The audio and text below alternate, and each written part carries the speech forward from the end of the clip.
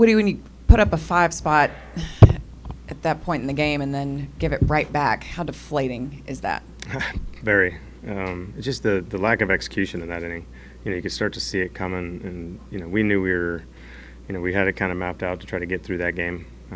Obviously trying to win the game, but we needed to get him to get through that inning for the sake of the guys at the end of the game, to try to match up the best way we can to win.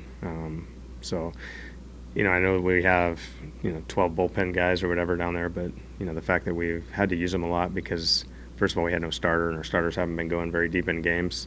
It's putting a lot of stress on the bullpen, and we needed him to get through that inning. Unfortunately, it didn't work out, but we had opportunities after that. We were down 1 for a while, but just the lack of execution at times is hurting us. And in that inning, there's too many mistakes. Obviously, everyone is talking about the decision to walk Seager with the bases loaded. What was running through your mind when that call was made? Yeah, listen, I've seen it done to the best hitter in the game, Barry Bonds, but it's obviously very for Seager. It's a compliment to say how good he is. I still think you look at hitters and who knows, maybe he hits a grand slam or maybe hits into a double play. I don't know, but that wasn't the reason. They didn't get out of that because of that. We ended up scoring a few more runs after, but I love the guys coming behind Seager. You got Mitch and Nathaniel and Adolis after that, so we have some pretty good hitters after him. By executing, was he trying to be too fine at the end of that inning, or? No, usually too fine means you're pitching off the edges. He was pitching in the heart of the plate. That's not too fine. That's usually just big miss. If you're gonna miss, I'd almost rather have him been too fine at that point, just to get a ball off the plate, or he's just, I don't know if it's overthrown. Some of our guys though, it's that's where sometimes our youth and our inexperience gets us.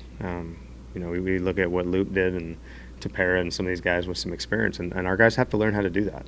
They have to learn how to okay, I gave up a homer or I gave up a run, so what? Let's buckle down and execute pitches. We had a 6-2 lead, and I know that lineup is good, but you can't keep missing in the heart of the plate over and over again, especially when we needed, like I said, for him to get through that inning.